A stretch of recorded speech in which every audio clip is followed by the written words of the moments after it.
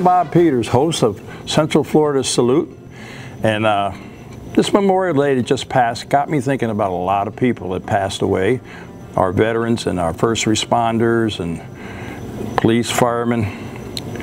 Well, it also brought back memories of my childhood and all the people I've met along the way doing Salute and just plain growing up. I'll show you a little picture of my house when I first went to Connecticut. I was born in Connecticut, and we lived in Portchester, New York for a little bit. Then my parents bought this house, and you can see the house was added onto. But when we first went there, that little portion, 20 by 20, that was our house. We didn't have air conditioning. Matter of fact, we didn't even have electricity. We didn't have running water in the house, but we did have 2 mice that ran around. And we had, of course, as they say back in the day, the little house behind the big house. So I lived there. We lived in that house, the 3 of us, my brother, my sister, my parents, and I. And till my parents could raise enough money to put electricity in. And then we got the rest of the house that was built, believe it or not, by my uncle. So that's kind of why I have such a bond with World War II people. Most of my uncles were World War II, and on their weekends and days off, they came up to Danbury, where I was, from different towns, and built our addition to the house. So people laugh, or kids laugh nowadays when I tell them when I was a kid we didn't have running water in the house, and I did homework by a kerosene lantern. That was a few years ago. But when talking about people, I guess the most influential person in my life was my mother. My mother was a little lady. I don't think she was 5 foot. She was born with one hand. She had what like Ted Abbott, the baseball pitcher, had. But there was nothing my mother couldn't do. And matter of fact, I remember when she got mad because they told her she couldn't drive a pickup truck with a stick shift. She says, I've been doing it on a farm ever since I was a kid. But my mother was a real inspiration to all of us. She got my brother and I started in Special Olympics. The house was always open to anybody. I grew up with 2 foster brothers who had challenges. I don't want to go there, but anybody was always welcomed at the house. And my cousin, he would spend the summer at our house because his parents had like 6 or 7 kids, and they needed a break. So I grew up with my cousin too, living in the house. But it was a wonderful childhood, and if you ever saw Andy Griffin where Opie's going down to the fishing hole, well, that was me. I was never really an astute student. I got through school, but while I was in high school, my mother was always volunteering to cook donuts, cakes, whatever, for Special Olympics. Now, Special Olympics back in the 60s was just relatively new. My brother got started in it, and he worked there for quite a few years, but he and I volunteered as high school students. And I'll never forget being outside the mall selling a bumper sticker for 25 cents or 50 cents, whatever it was, to support Special Olympics. And people would say to me, "What's Special Olympics?" They've really grown nowadays, thank goodness. It's a great organization. I spent a lot of time volunteering with them before I joined the Air Force, and then after I got out of the Air Force, I went back. But I just want to share a couple of photographs with you.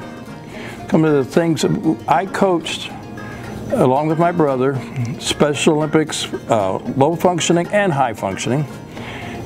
We did softball, poly hockey, basketball, and one other that I can't remember, volleyball. That's very important, I mentioned that one. But you can see over the years I have some of my memorabilia still at the house, where this particular one was a Special Olympics that we did with the power company snow in the winter time, the winter sports. And this one over here on the far side is one that I was really proud of. My brother and I started volleyball in the state of Connecticut, and this is the very first unified Special Olympics gold medal. The unified is when they got four athletes and 4 of us so-called normal people, and we competed as a team. And we won the championship, the very first one they did. This other photo here is a picture of a hat. The hat, as you can see, says, "Help make it happen." Well, this was up in Ontario. And we took a team representing the state of Connecticut and competed in Canada in a floor hockey game, which we got to meet all of the great hockey players. And each hockey player was an assistant coach on each team. And Ron LaFrance, who used to play for the Hartford Whalers, was our special coach.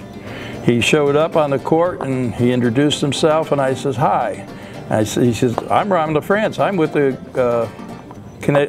Whalers, the Hartford Whalers hockey team." I says, "Good, now get in the net." So I put him in the net and had the kids take shots at him. It was really a highlight of the trip. But we competed in a lot of different programs, and one of the very first awards I ever received, this is it. It's a small little plaque, which means the most to me. This was back in 1980 something. I can't read it, to be honest with you, but it was for being the coach of the year for Special Olympics. I'm very proud of that. Like I said, my mother and my father had probably a 5th or 7th grade education. He was the old school. He had to leave school to take care of his brothers and sisters who were much younger than him. But they were the most influential in my life, along with my uncles.